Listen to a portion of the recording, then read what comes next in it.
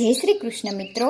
તો આજે આપણે સતીત્વ પાવિત્ર્યની અગ્નિ પરીક્ષાના પ્રસંગ વિશે જાણીશું. તો ચાલો શરૂ કરીએ આજનો વિડીયો. મહાભારતના યુદ્ધ પશ્ચાત પહેલી જ વાર નિજ શ્વસુર ગૃહે પધારેલા જમાઈ રાજ ધનંજયના મુખારવિંદ પર વિજયના આનંદ કરતા શોક મિશ્રિત ગ્લાનિના ભાવ સ્પષ્ટ વર્તાતા હતા. વર્ષોના વાણા વાઈ ગયા તો પણ હજી આટલો વિષાદ શાને? એવું પૂછવાની કોઈનામાં હિંમત ન હતી, કેમ કે સૌ જાણતા હતા કે ગ્લાનિ અને વિષાદ પાછળ એકના એક લાડકવાયા પુત્ર અભિમન્યુની વીરગતિનો રૂઝાવા આવેલો ઘા એના માતૃપક્ષના સ્વજનો વચ્ચે આવીને બેસવાથી પુનઃ તાજો થઈ ગયો. હસ્તિનાપુરે તો ઘણા બધા સ્વજનો એક સામટા ગુમાવ્યા હતા, એટલે ત્યાં તો કોને યાદ કરવા ને કોને યાદ ન કરવા એની જ દ્વિધામાં કિંગ કર્તવ્ય મૂઢ થઈ જવાતું હતું.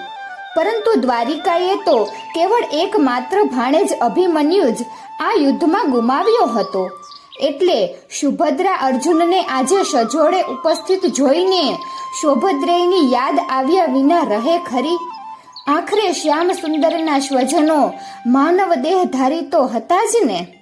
હવે તો જે કેવળ ભૂતકાળ જ બની ગયેલ હતી તે કુરુક્ષેત્રના રણ સંગ્રામની દુઃખદ સ્મૃતિઓ આ સ્વજનોને એટલી નહોતી સંતાપતી જેટલો સંતાપતો હતો સતી ગાંધારીએ યાદવેન્દ્ર શ્રી કૃષ્ણને આપેલો પેલો શાપ.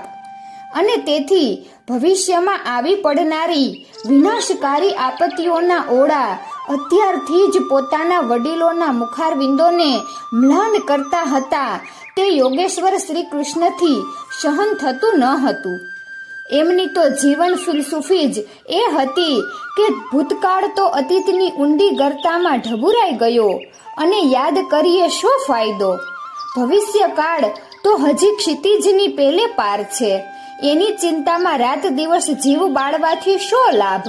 ભૂત અને ભવિષ્યની વચ્ચે જે વર્તમાન કાળ તમારી સમક્ષ મોજૂદ છે એની ક્ષણે ક્ષણનો એવો સદુપયોગ કરો અને એને એવી પ્રસન્નતાથી માણો કે ખુદ કાળ પણ પોતાની ગતિ થંભાવીને તમને અહોભાવથી જોયા કરે. અને એટલે તો અંતર્યામી ઋષિકેશે સ્વજનોનું મન બહેલાવવા વ્રજભૂમિની બાળલીલાઓની સુખદ સ્મૃતિઓથી દ્વારિકાના રાજમહેલોનું ગમગીન વાતાવરણ પ્રફુલ્લિત કરવા નારદજીને નિમિત્ત બનાવીને એ દિવ્ય કથાઓના કથન સ્મરણની આખી યોજના સાકારિત કરી હતી. સૌ સ્વજનોની વચ્ચે વીંટળાઈને બિરાજેલા સ્થિત પ્રજ્ઞ શ્રી કૃષ્ણ પોતાના સખા પાર્થને બારીકાઈથી અવલોકી રહ્યા હતા અને તેથી જેવી કેશવ અર્જુનની નજરો સામ સામે ટકરાઈ કે તરત જ કૌંતેયને ખ્યાલ આવી ગયો કે કુરુક્ષેત્રની રણભૂમિ પર પોતાને ગીતાનું અણમોલ જ્ઞાન આપનાર પ્રભુ શ્રી કૃષ્ણ અંતરથી એવું ઈચ્છી રહ્યા છે કે પોતે એ જ્ઞાનને જીવનમાં ઉતાર્યું છે એની પ્રતીતિ આ આખરી મુલાકાતમાં તો પાર્થ સૌ કોઈને કરાવી દે.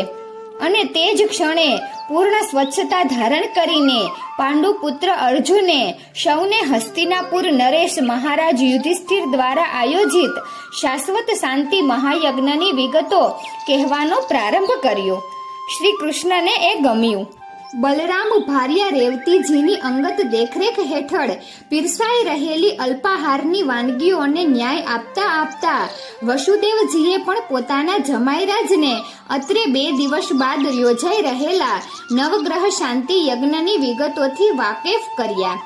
વાસુદેવે ઉદ્ધવ અને અર્જુનને સંબોધીને કહ્યું કે તમારા બંનેએ આ 9 દિવસના ભોજન સમારંભની તમામ જવાબદારી ઉઠાવવાની છે, તેથી થોડો આરામ કરી લઈને તમે બંને મારા નિવાસે આવો. હું તમને તમામ વ્યવસ્થા સમજાવી દઉં અને આપણે સાથે જઈને ભોજનશાળાની બેઠક વ્યવસ્થા અને અન્ય સુવિધાઓ પર એક નજર પણ નાખી લઈએ. આટલું કહીને દ્વારિકેશ ઉઠ્યા અને પટરાણીને સાથે લઈને શ્રી કૃષ્ણ ભવન પર જવા રવાના થયા. અન્ય રાણીઓ પણ સૌને પ્રણામ કરીને પોતપોતાના આવાસે ગઈ અને અર્જુન તથા ઉદ્ધવ વડીલોની આજ્ઞા લઈને સુભદ્રાજી સાથે એમના કક્ષમાં થોડો વિશ્રામ લેવા વિદાય થયા. રસ્તામાં દેવી રૂકમણીએ પ્રભુને આજ બપોરની નારદ કથાથી સુજ્ઞાત કર્યા અને અધૂરો રહેલો પેલો દિવ્ય પ્રસંગ પૂરો કરવા થોડા સમય માટે નારદજીને પ્રભુ પાસેથી માંગી લીધા. માદક મોહક સ્મિત રેલાવીને શ્યામ સુંદરે પટરાણીને મુક સંપત્તિ આપી દીધી. એટલે હવે નિશ્ચિંત થઈને તેઓ પ્રભુને એમના આવાસ પર મૂકીને ઝટપટ પરવારી જવા રૂકમણી ભવન પર આવી ગયા. પછી તો રાત્રિનો પ્રથમ પ્રહર પૂરો થાય એ પહેલા સંધ્યા સ્નાન, સેવા પૂજા અને દીવા આરતી પતાવીને તદ્દન સ્વસ્થ ચિત્તે સૌ રાણીઓ એક પછી એક આવવા માંડી સત્યભામાના આવાસે. છેલ્લે આવ્યા દેવી રૂકમણી નારદજી સાથે લઈને, અને આગતા સ્વાગતાની ઔપચારિક વિધિમાં પડ્યા વિના સૌ જાણે નાની બાલિકાઓ હોય એ રીતે દેવર્ષિ નારદના શ્રી ચરણોમાં પલાઠી ભેર બિરાજમાન થઈ ગઈ.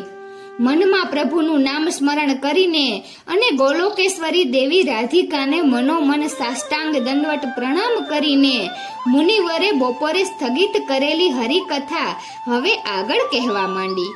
હે દેવીઓ, પ્રભુનું માથું ખોડામાં રાખીને અને એમના અંગ પ્રત્યંગના દિવ્ય દર્શન કરીને મેં નંદરાઈને અને ચિંતિત ગોપ સમૂહને આશ્વાસન આપી શાંત પાડ્યા. પછી મારે જે વિધિ કરવાની હતી તે માટે હું માંગુ તે લાવવા અને હું કહું તે કરવા સૌને ઉત્કંઠિત કર્યા.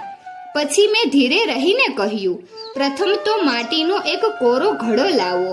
અને આટલું સાંભળ્યું નથી કે ગોપીઓ દોડી સૌ પોતપોતાના ઘરમાંથી બરાબર પકવેલો લાલ ચટક કોરો ઘોડો લઈને દોડતી પાછી આવી. મારી આગળ ઘડાનો ઢગલો થઈ ગયો. હસીને મેં કીધું, મારે તો ફક્ત એક જ ઘડો જોઈએ છે, જે હું આમાંથી લઈ લઉં છું કહીને એક પરિપક્વ ઘડો હાથમાં લીધો. પછી મેં કહ્યું, હવે આ ઘડામાં યમુનાજીનું જળ ભરી લાવવાનું છે. અને હું વાક્ય પૂરું કરું એટલામાં તો આગળ ઊભેલી ગોપીઓએ ઘડો લેવા હાથ લંબાવ્યા. મેં ફરીથી હસીને કહ્યું, ઊભા રહો, હજી વાર છે. આ ઘડાને હું મંત્ર તંત્રથી જરા સુસજ્જ કરું, પછી તમે એને લઈ જાઓ ને એમાં શ્રી યમુના મૈયાનું પવિત્ર જળ ભરી લાવો કહીને મેં મારી પાસેથી ભગવી જોડીમાંથી એક સુવર્ણ ખીલી જેવું અણીદાર હથિયાર બહાર કાઢ્યું. થોડા મંત્ર તંત્ર જપ્યા અને પ્રત્યેક મંત્રને અંતે નમઃ કહીને પેલી અણીદાર ખીલી વડે ઘડાને એક પછી એક કાણું પાડવા માંડ્યું. બધાના જીવ તાળવે ચોંટી ગયા. પરંતુ સંન્યાસી રૂપે મેં પહેલેથી જ એવો પ્રભાવ પાડી દીધો હતો અને મારો મંત્રોચ્ચારનો શાસ્ત્રીય નાદ એટલો કર્ણપ્રિય હતો કે સૌ શ્રદ્ધા ભક્તિથી હું જે કંઈ કરું તે બસ જોઈ રહ્યા હતા.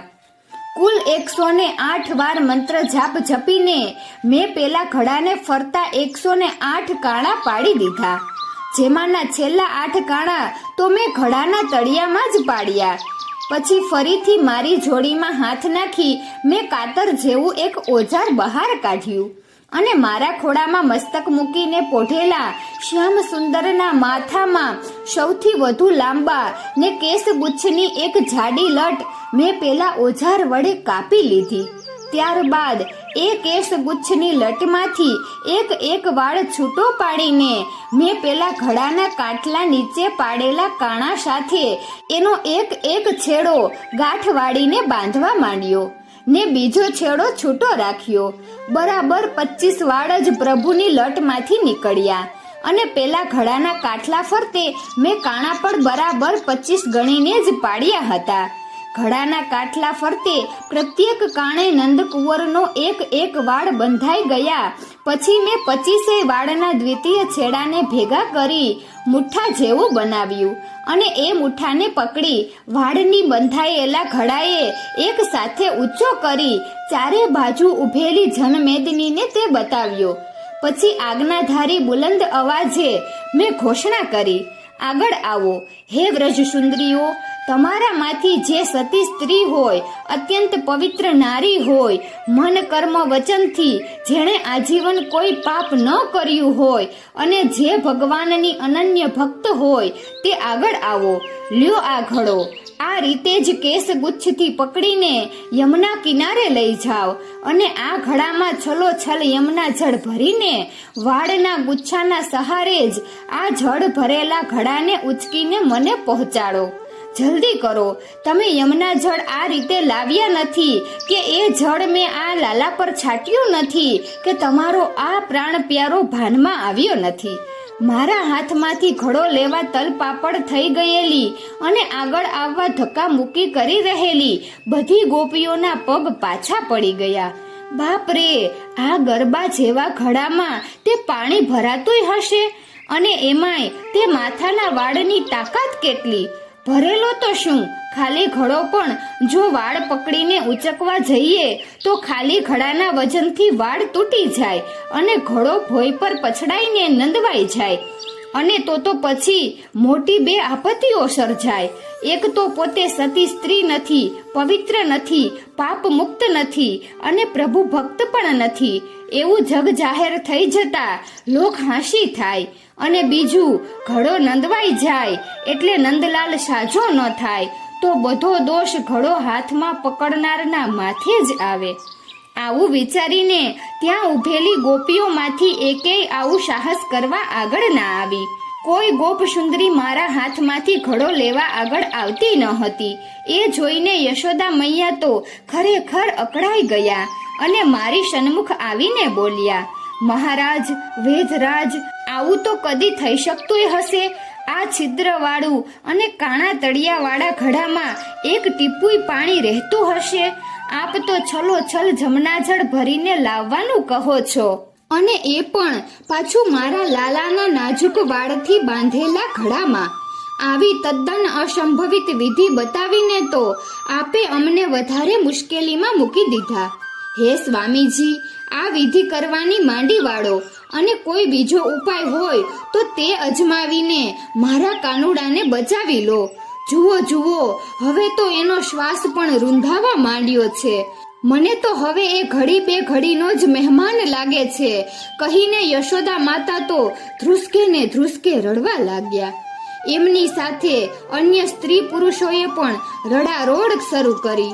મેં ફરીથી બુલંદ અને ધીર ગંભીર અવાજે ઘોષણા કરી, માં, આપ શાંતિ રાખો, મારા પર વિશ્વાસ રાખો. આપના લાલાને બચાવી લેવા માટે તો હું અત્રે આવ્યો છું. પછી જો આપ અકળાઈ જશો તો આ વિધિ સિવાય બીજી કોઈ વિધિથી તમારો લાલો ભાનમાં આવી શકે એમ છે જ નહીં. અને મૈયા, મેં જે કંઈ કરવાનું કહ્યું તે જરા પણ અસંભવિત છે જ નહીં. આપ તો જાણો છો કે આર્યાવર્તની સતી માતાઓનો મહિમા અપાર છે. એ ધારે તો પોતાના સતીત્વના પ્રભાવે પંખીની જેમ આકાશમાં ઉડી શકે, ભરેલું જળાશય પગે ચાલીને પાર કરી શકે, ધગધગતી અગ્નિ જ્વાળાઓ વચ્ચેથી પસાર થઈ શકે અને મળદાને સજીવન પણ કરી શકે. માં, આ પવિત્ર વ્રજભૂમિની કોઈ પણ સાચી સતી નારી હું જે કહું છું તે ઉપરાંત બીજું ઘણું ઘણું કરી શકે એમ છે.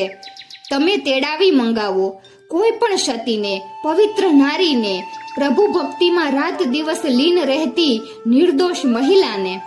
બાકી હું હરી ફરીને કહું છું કે આ એકમાત્ર ઉપાય સિવાય બીજા કોઈ ઈલાજથી આપના લાલાની આ મૂર્છા વળવાની નથી.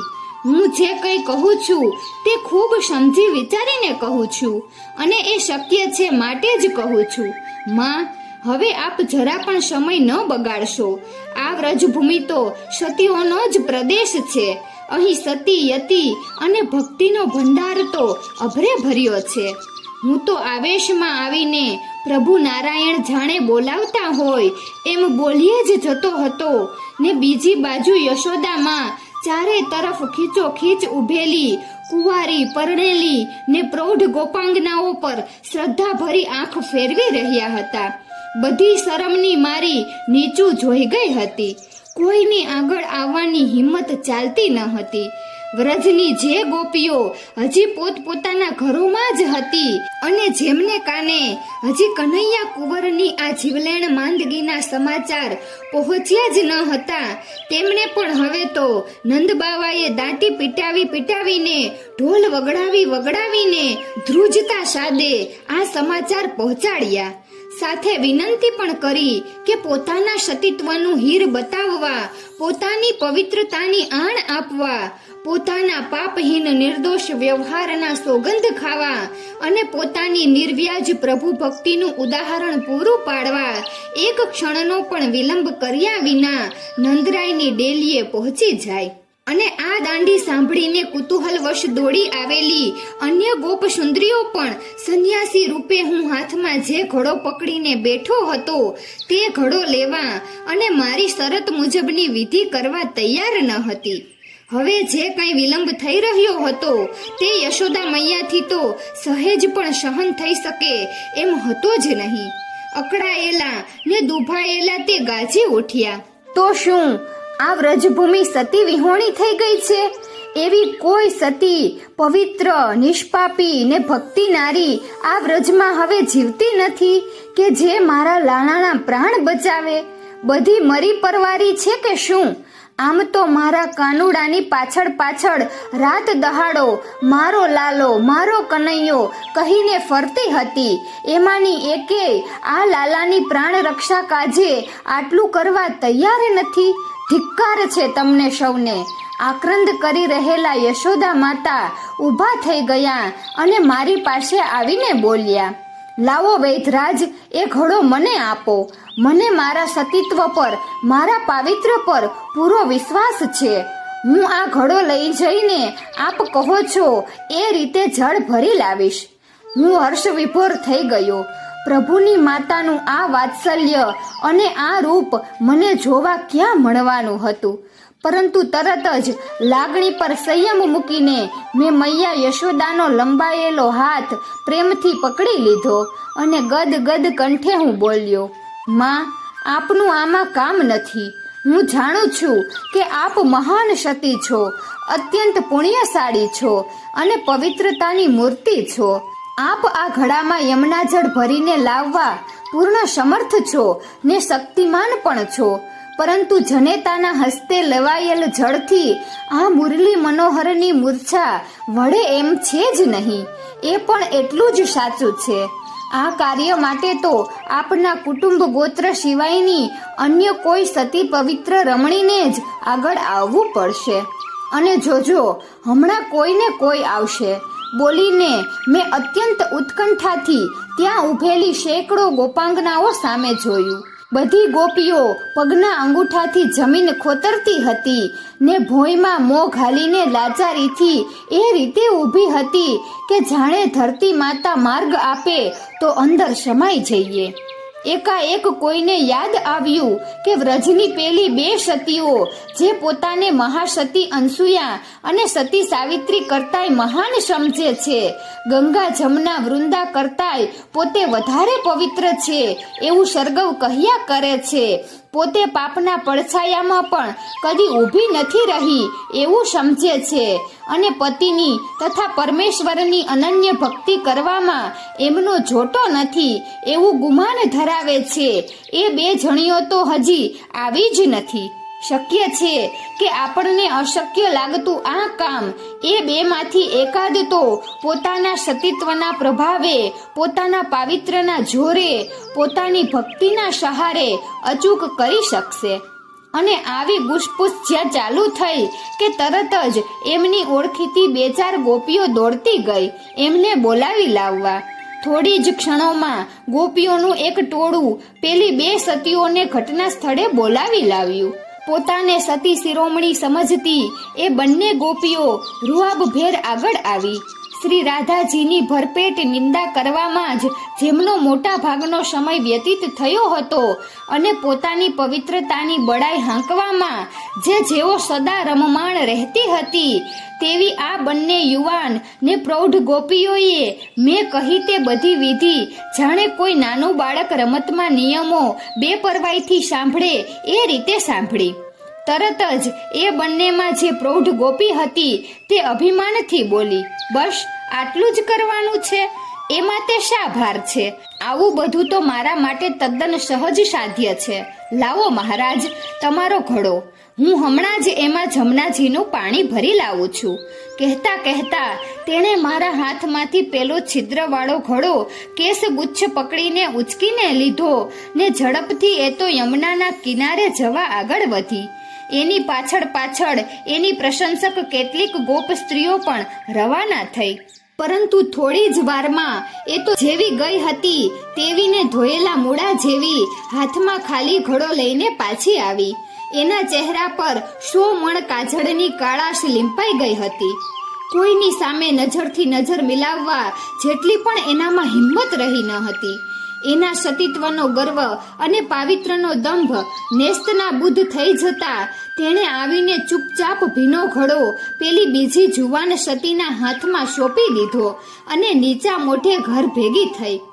પોતાની સહચરીની આવી કફોટી હાલત નજરે નિહાળવા છતાં આ બીજી જુવાન ગોપીને તો પોતાના સતીત્વ પર, પાવિત્ર્ય પર, પતિ અને પ્રભુની ભક્તિ પર તથા પોતાના નિષ્પાપ જીવન પર એટલો ઘમંડ હતો કે એણે પૂર્ણ અભિમાનથી ચોમેર ઉભેલા જન સમુદાય ભણી એક સગર્વ દ્રષ્ટિ ફેંકીને પેલા ઘડાને કેશગુચ્છથી પકડીને આમ તેમ ઝુલાવ્યો અને પછી ઠસ્સામાં ને ઘમંડમાં તે નદી ભણી આગળ વધી. નંદબાબા, યશોદા મૈયા, હું અને સેંકડો ગોપ ગોપી એના પાછા ફરવાની આતુરતાથી રાહ જોઈ રહ્યા. પણ આ શું? એ પોતે પણ સફેદ પૂણી જેવી ધુઆ ફુવા થઈને પાછી આવી અને મારા હાથમાં ઘડો પાછો આપતા તમામ લોકો સાંભળે એટલા જોરથી ને ગુસ્સાથી બોલી, મહારાજ, તમારી મતિ ફરી ગઈ લાગે છે. જેનું તળિયું જ કાણું હોય એવા આ ઘડામાં તે પાણી રહેતું હશે. હું તો શું, દુનિયાની કોઈ પણ સતી સ્ત્રી, ખુદ સીતાજી કે પાર્વતીજી પણ આ અસંખ્ય કાણાવાળા ઘડામાં યમુના જળ ભરીને ન લાવી શકે એમ હું છાતી ઠોકીને કહેવા તૈયાર છું. મને તેના ઘમંડ પર દયા આવી. મેં ઘડો સાચવીને બાજુ પર મૂક્યો ને પછી ધીર ગંભીર સ્વરે કહ્યું, દેવી, હજી તમે સતી સ્ત્રીનો મહિમા અને પરચો જોયો નથી. તમને ક્યાં ખબર છે કે જે સતી સ્ત્રી પોતાના સતીત્વના જોરે બ્રહ્મા, વિષ્ણુ, મહેશને પણ નાના બાળક બનાવી દે છે. પરંતુ હું વાક્ય પૂરું કરું એ પહેલા તો છોભીલી પડી ગયેલી આ બીજી સતી ઘર ભેગી થઈ ગઈ. આ બાજુ કલાકોથી બેહોશ પડેલા કાનકુંવરની હાલત હવે તો લગભગ મરણાસન્ન થઈ ગઈ હતી. નાડી ખેંચાવા લાગી હતી. શ્વાસોશ્વાસ મંદ પડી ગયો હતો અને ચહેરો નિસ્તેજ થવા માંડ્યો હતો. જે જોઈને આકુળ વ્યાકુળ થઈ ગયેલા યશોદા માં કાકલુદી ભર્યા અવાજે કહેવા લાગ્યા, યોગીરાજ, કૃપા કરીને આપ મને કહો કે આપની જાણમાં એવી કોઈ સતી નારી, પવિત્ર મહિલા, ભક્ત વત્સલા સ્ત્રી છે કે જે આ વિધિ પાર પાડી શકે? મહારાજ, આપ મને એનું નામઠામ આપો તો હું એમના ચરણે પડીને એમની આગળ ખોડો પાથરીને એમને મારા ખભે ઉચકીને અહીં લઈ આવવા તૈયાર છું. બોલો વૈદ્યરાજ, ઝટ બોલો. આ મારો લાલો તો ચાલ્યો, હવે એ તો ઘડી સાધ છે. એનો જીવન દીપ બુઝાઈ જવા આડે હવે જાજી વાર હોય એવું લાગતું નથી. કહેતા કહેતા યશોદા મૈયા છાતી ફાટ રુદન કરવા લાગ્યા. આટલી કથા કહ્યા બાદ નારદજી જલપાન કરવા સહેજ થોભ્યા. પાણી આવે તે પહેલા તેમણે શ્રી કૃષ્ણની અષ્ટરાણીઓને આટલું કહી દીધું કે હે દેવીઓ, જે ભૂમિકા ભજવવા ભગવાન નારાયણે મને સંન્યાસી રૂપે વ્રજમાં મોકલ્યો હતો તે ભૂમિકાની પરાકાષ્ઠા અને ચરમસીમા હવે આવી ગઈ. કેમ કે જે ક્ષણની હું આતુરતાથી રાહ જોઈ રહ્યો હતો અને કોઈક મને આવું કંઈક પૂછે એ આશાએ ધીરજ રાખીને બેઠો હતો તે રમ્ય ઘડી આવી ગઈ. ખુદ યશોદા માએ જ પૂછ્યું, પછી મારે બીજું જોઈએ શું? સેવિકાઓ દ્વારા લેવાયેલ સુગંધિત જળ ભરેલા પાત્રોને સૌએ ઝડપથી ન્યાય આપી દીધો અને સત્યભામાએ સેવિકાઓને ઝટપટ વિદાય કરી દીધી. પછી નારદજી આગળ વધ્યા. યશોદાની વિનંતી સાંભળીને મેં કહ્યું, નંદરાણી, ચિંતા ન કરો. હું મારી જ્યોતિષ વિદ્યાના જ્ઞાનથી આપ સૌને એટલું તો અવશ્ય શોધી આપવા સમર્થ છું કે આવી કોઈ સતી શિરોમણી સ્ત્રી આટલામાં ક્યાંય છે કે નહીં. આટલું કહીને મેં ક્યારનું એ મારા ખોળામાં હતું તે શ્યામ સુંદરનું મસ્તક ઓશિકા પર જાળવીને ગોઠવ્યું ને ઊભો થઈને હું આંગણાની ધરતી પર બેસી ગયો. મારી જોડીમાંથી એક લાંબી સળી કાઢીને મેં ભોય પર આડી અવળી ઊભી ત્રાસી રેખાઓ અંકિત કરવા માંડી. લોકોની નજર લાલા પરથી હટીને હવે મારા પર મંડાઈ ગઈ. મેં પૂર્ણ પ્રભાવ જમાવવા પ્રભુના શ્રી ચરણથી પાવન થયેલી એ ધરતીની ધૂળમાં ભાત ભાતની રેખાઓ દોરી, ચિત્રાંકનો આલેખ્યા, મંત્ર તંત્રના સિદ્ધિ ચક્રો આકાર્યા, આંગળીઓના વેઢા ગણ્યા અને પછી એકાએક મુખ પર અત્યંત પ્રસન્નતાનો ભાવ આણીને મેં બુલંદ અવાજે ઘોષણા કરી, મળી ગઈ માં, મને ભાડ મળી ગઈ. મારી આ વિધિ સાગો પાંગ પાર પાડી શકે એવી એક મહાસતી પતિત પાવીની મા જગદંબા સ્વરૂપ યોગ માયાની નિશાની મને મળી ગઈ. મારું શાસ્ત્ર કહે છે કે તેઓ અહીંથી બહુ દૂર નથી. આ વ્રજની પુણ્ય ભૂમિ પર આટલામાં જ ક્યાંક અત્યારે ભાવદશામાં બિરાજમાન છે. માં, મારું ગણિત એમ કહે છે કે તેમની પવિત્ર ચરણ રજથી જ અને નિષ્કલંક પ્રભુ ભક્તિથી કેવળ વ્રજભૂમિ જ નહીં, આર્યાવર્તની સમસ્ત ધરતી ધન્ય બની ગઈ છે. માં, યશોદા મૈયા, મારી વિદ્યાના આધારે હું કહું છું કે એમને તેડી લાવવા માટે આપે જાતે ત્યાં જવાની કોઈ જરૂર નથી. આમાંથી કોઈને પણ દોડાવો અને કેવળ એટલો જ સંદેશો કહેડાવો કે વ્રજનંદન નંદનંદન શ્યામ સુંદર યશોદા નંદન મુરલી મનોહર ગિરધર ગોપાલ અહીં બેહોશ થઈને મૂર્છાવશ પડ્યા છે. બસ આટલું સાંભળ્યું નથી કે ક્ષણાર્ધમાં તેઓ જ્યાં બેઠા હશે ત્યાંથી ઉઠીને દોડતા અહીં આવી પહોંચશે. જાઓ, ઝટ જાઓ, તેડી લાવો આર્યાવર્તની એ સતી શિરોમણીને ખૂબ સન્માનપૂર્વક અહીંયા. મેં આટલું કહ્યું નથી કે બેઠેલો ગોપ સમૂહ ઊભો થઈ ગયો.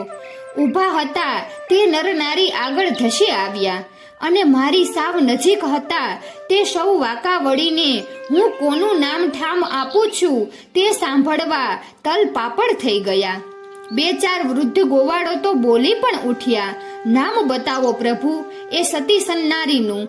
હવે વાત વાતમાં વધારે મોણ નાખ્યા વિના ઝટ કહી દો, સ્વામીજી, શું નામ છે એ જગદંબાનું? કોણ ભાગ્યશાળી માતા પિતાના એ સંતાન છે અને અત્યારે એ ક્યાં ઠામે બિરાજમાન છે? મને લાગ્યું કે હવે તો મારે કહી દેવું જ જોઈએ, તેથી મેં આ પ્રમાણે કહ્યું. કાયાનું કલ્યાણ થાય એવા ક મૂળાક્ષરથી એમની જનેતાનું નામ શરૂ થાય છે અને વિપત્તિના વાદળોનો વિનાશ થઈ જાય એવા વ મૂળાક્ષરથી એમના જનકનું નામ શરૂ થાય છે અને એમનું ખુદનું નામ, આહા, ફક્ત બે જ અક્ષરથી બંધાયેલા એમના નામના બંને અક્ષરો સાથે એક નહીં બબ્બે કાના જોડાયેલા છે એવા એ મહાન સતીના નામનો પહેલો અક્ષર રાસલીલાનો પહેલો અક્ષર છે અને બીજો અક્ષર તો આપણે બધા અત્યારે મદદ માટે પોકારી રહ્યા છીએ તે ખુદ ધાજ છે. અને આટલું સાંભળ્યું નથી કે ત્યાં ઉપસ્થિત સેંકડો નરનારી પ્રચંડ નાદે ગરજી ઉઠ્યા. કલાવતી કન્યા રાધા, વૃષભાણ દુલારી રાધા, રાધા રાધા રાધા, વૃંદાવનેશ્વરી રાધા. અને શ્રી રાધાજીની પ્રિય સખીઓ લલિતા, વિશાખા, કાંતા, વિદ્યા સૌએ શ્રી રાધાજીને બોલાવી લાવવા નિકુંજની વાટે સીધી દોટ જ મૂકી. આટલું રસપ્રદ વ્યાખ્યાન પછી સહેજ વિરમીને હર્ષ વિભોર થઈ ગયેલી રાણીઓને થોડી વાર ભાવદશામાં વિહરવા દઈને દેવર્ષિ નારદ ધીરેથી બોલ્યા, હે દેવીઓ, રાધાજીની સી સ્થિતિ હતી તે પણ આપ જાણી લો.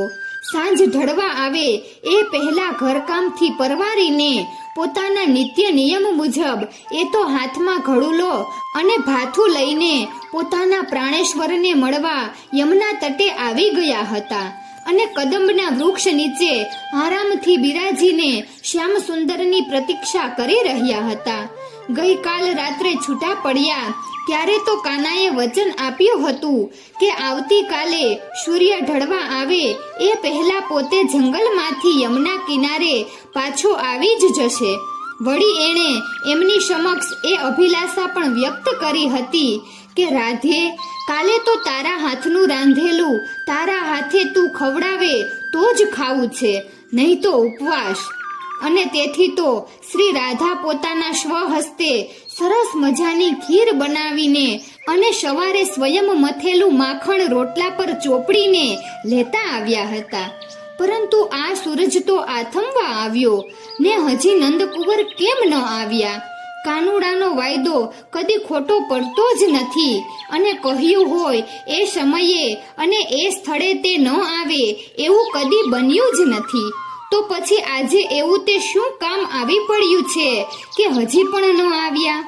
આવું મનમાં ગણગણીને શ્રી રાધા પોતાનો જળ ભરવાનો ઘડો કદમના ઝાડ જોડે ટેકવીને ભાથાના પોટલી સાથે મૂકી ડોલતા ડોલતા ને ધીમે સાદે કાનુડાએ શીખવાડેલું ગીત ગાતા ગાતા બાજુમાં આવેલી પોતાની પ્રિય નિકુંજમાં ચાલ્યા ગયા અને સમય પસાર કરવા નિકુંજમાં ઉગેલા અત્યંત સુવાસિત પુષ્પો ચૂંટી ચૂંટીને એની માળા ગૂંથવા લાગ્યા.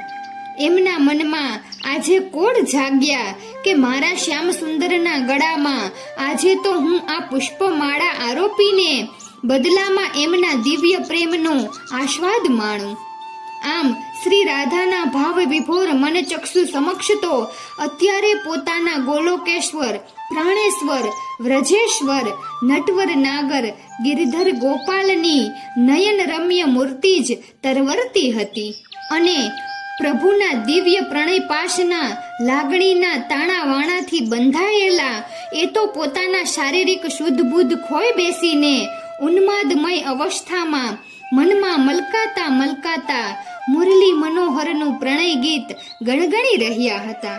ત્યાં તો એમને શોધતી શોધતી લલિતા, વિશાખા આદિ એમની સખીઓ દોડતીને બૂમો પાડતી નિકુંજમાં ધસી આવી અને જેવું કિશોરીજીએ સાંભળ્યું કે શ્યામ સુંદર તો 1.5-2 પ્રહરથી બિલકુલ જ મૂર્છાવશ થઈને પડી રહ્યા છે અને તને યશોદાએ આગળનું વાક્ય પૂરું સાંભળવા પણ જો રોકાય તો એ રાધા સાની, એ તો બાવરી ને રઘવાઈ થઈ જઈને એકી દોટે ને એકી શ્વાસે જઈ પહોંચી પોતાના પ્રાણનાથ કૃષ્ણ કનૈયાની પાસે. શ્રી રાધાજીનું આગમન થતાની સાથે જ સમગ્ર ગૌશાળાનું ને નંદગૃહનું વાતાવરણ જીવંત અને જ્વલંત બની ગયું. સંન્યાસી રૂપે હું મારા આસન પરથી ઊભો થઈ ગયો અને મેં શ્યામ સુંદરના ઈષ્ટ દેવી આરાધ્ય લક્ષ્મી શ્રી રાધાજીના દર્શન કરીને એમને ભક્તિભાવપૂર્વક નમસ્કાર કર્યા. મારે પગલે પગલે નંદબાવા, યશોદા મૈયા અને સમસ્ત ગોપ સમુદાય પણ દિવ્ય તેજથી ઝળહળ થતી શ્રી રાધિકાજીની પવિત્ર મુખાકૃતિને આશ્ચર્યચકિત નજરે જોઈ રહ્યા ને મનોમન એમને વંદી રહ્યા. શ્રી રાધિકાજી તો કંઈ પણ બોલ્યા વિના સીધા જ પહોંચી ગયા પોતાના બેહોશ પડેલા પ્રાણેશ્વરના મુખારવિંદના દર્શન કરવા. કાનકુંવર સામે એકી ટસે અશ્રુભીની આંખે જોયા કરતા એ વ્રજેશ્વરી મનમાં વધ્યા. મારે ખાતર આપે શા માટે આટલું બધું કષ્ટ લીધું પ્રભુ? અને એ તો એવા ને એવા ભાવમાં આવી ગયા કે દુનિયાને જે કહેવું હોય તે કહે. હું તો બધાની હાજરીમાં જ અત્યારે મારા કાનુડાને ભેટી પડું છું. પરંતુ યશોદા મૈયા છાતી ફાટ રુદન કરી રહ્યા હતા. એ તરફ એકાએક ધ્યાન જતા શ્રી રાધા પાછા પડી ગયા. મેં ખૂબ ઝડપથી એમની સન્મુખ આવીને જે વિધિ એમને કરવાની હતી તે કહી સંભળાવી. એક ક્ષણનો પણ વિલંબ કર્યા વિના પ્રથમ શ્યામ સુંદરને અને પછી એમના કેસની લટથી બંધાયેલા પેલા ઘડાને પ્રણામ કર્યા. પૂર્ણ શ્રદ્ધા ભક્તિથી તેમણે ઘડો ઉપાડ્યો અને મનમાં શ્રી કૃષ્ણ રટતા રટતા એ તો સડસડાટ યમુના તટે ઉપડી ગયા. એમની પાછળ એમની તમામ સખીઓ અને સેંકડો ગોપીઓ પણ હવે શું થશે એ જાણવાની જિજ્ઞાસાથી દોરાયા. હે દેવીઓ, નારદજી બોલ્યા, આપ સૌ તો જાણો જ છો કે ગોલોકની વ્રજભૂમિમાં પધારેલા શ્રી જમનાજી ભગવાન શ્રી કૃષ્ણ સાથે વચનબદ્ધ હતા. તેથી શ્રી રાધાજીને તેઓ સદાય સહાયભૂત થતા હતા. એમાં આ તો શ્રી રાધાજીના જીવનનો સર્વોત્તમ પ્રસંગ હતો. શ્રી રાધાજીના સતીત્વની અને પાવિત્ર્યની અગ્નિ પરીક્ષા થવાની અણમોલ ઘડી આવી પહોંચી. ત્યારે આ સોનેરી તકને શ્રી જમનાજીએ એડે કેમ કરીને જવા દે? એમના અને શ્રી વૃંદાદેવીના પુણ્ય પ્રકોપથી તો યશોદાનંદને આ આખી લીલા માયા ઊભી કરી હતી. તેથી એમણે હવે જે કંઈ કર્યું તે તો સામાન્ય કક્ષના માનવીઓ માટે સમજ શક્તિ બહારનું હતું. પણ જે કંઈ થયું તે હું આપને અક્ષરશઃ કહું છું. યમુના કિનારે જઈને શ્રી રાધાએ પુણ્ય પ્રેમ અને શ્રદ્ધાથી યમુના મૈયાને પ્રણામ કર્યા અને મનમાં પ્રાર્થના કરતા એટલું જ કહ્યું કે હે માં, મારી લાજ રાખજે. પછી કેશગુચ્છથી પકડેલો પેલો 108 છિદ્રો વાળો ઘડો એમણે યમુનાજીના વહેતા જળમાં ડૂબોડ્યો અને પૂરેપૂરો ભરાઈ જતા સાચવીને એ જ રીતે વાળગુચ્છ દ્વારા ઉચકીને જળમાંથી બહાર કાઢ્યો. આહા! સેંકડો આંખોએ અદ્ભુત ચમત્કાર નજરે નિહાળ્યો. જળથી પૂર્ણ ભરાયેલા એ ઘડામાંથી પાણીનું એક ટીપું પણ નીચે ટપકતું નથી. જાણે કે શ્રી યમુનાજીનું પ્રવાહી જળ ઘન હિમરૂપ થઈને ઘડામાં થીજી ગયું ન હોય.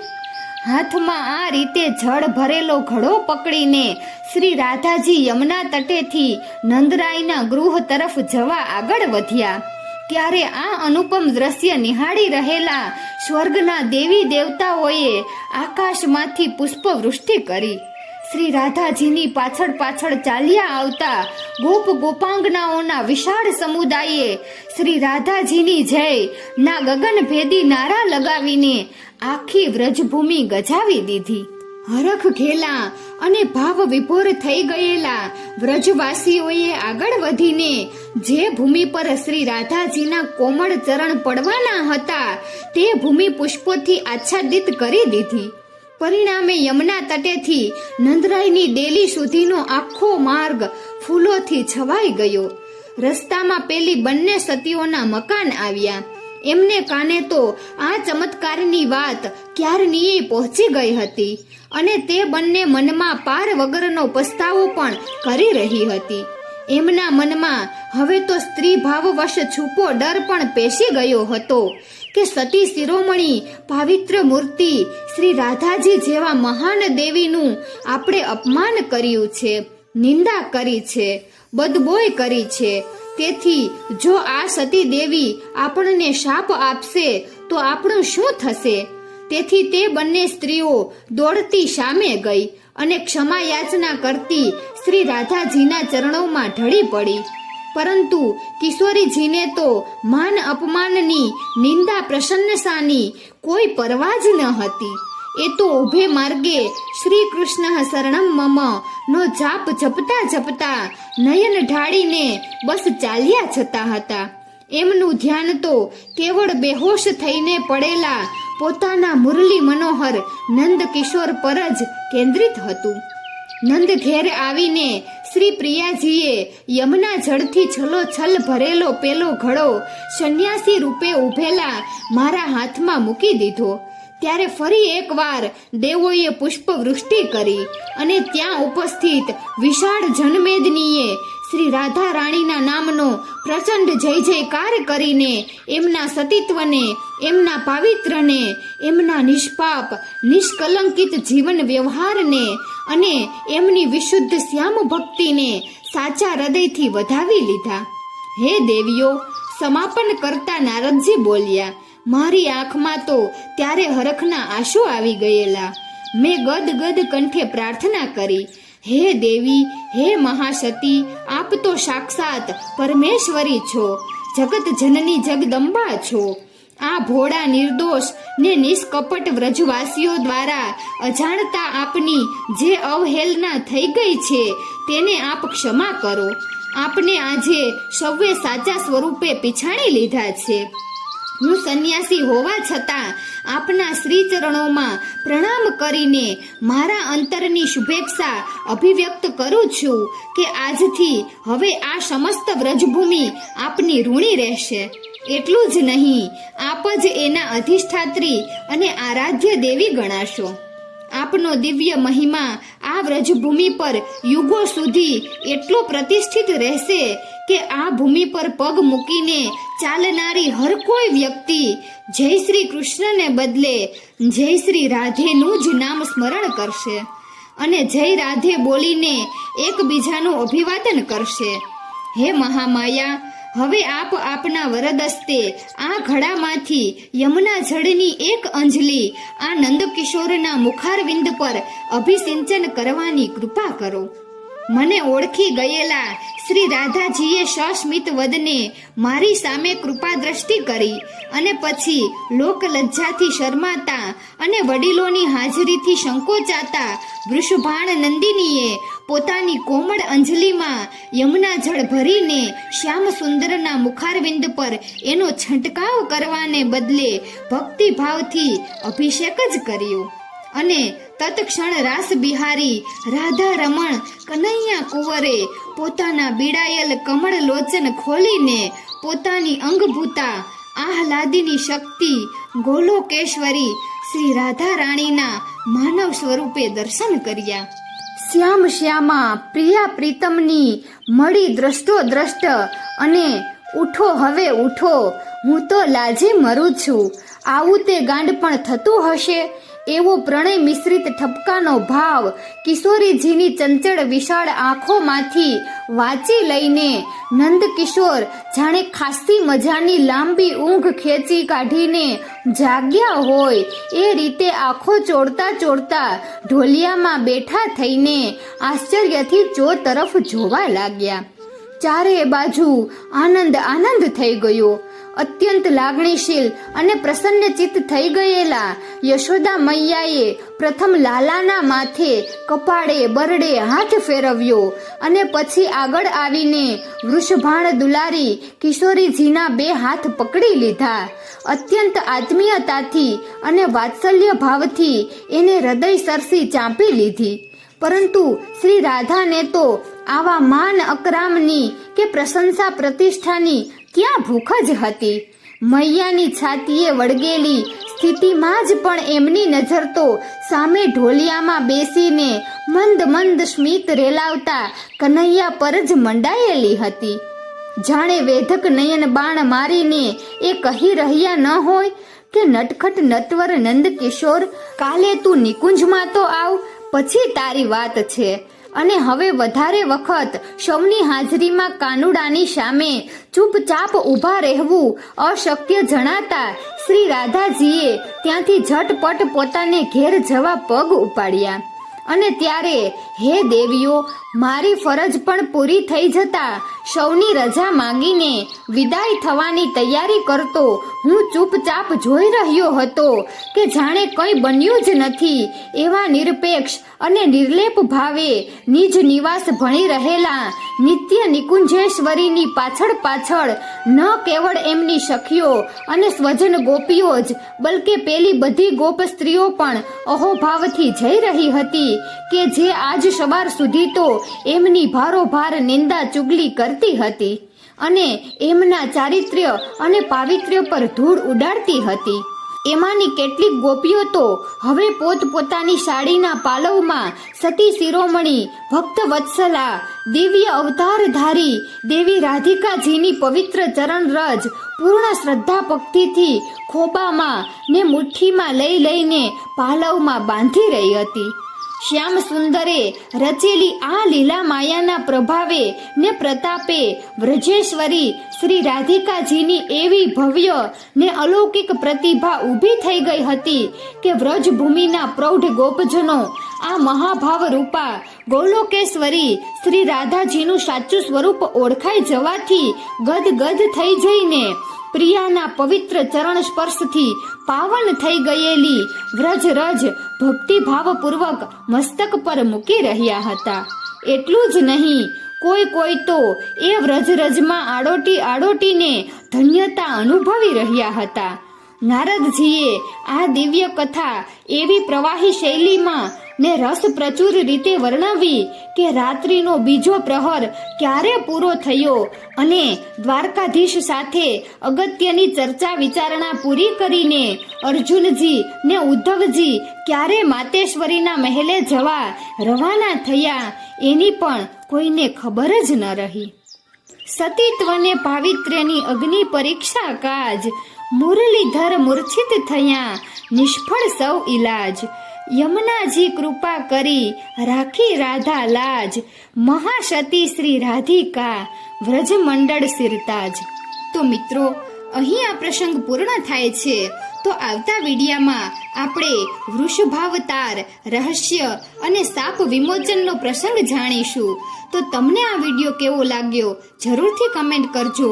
જો સારો લાગ્યો હોય તો વિડીયોને લાઈક અને શેર કરજો અને અમારી ચેનલને જરૂરથી સબસ્ક્રાઇબ કરજો. વિડીયો અંત સુધી જોવા બદલ ખૂબ ખૂબ આભાર. રાધે રાધે.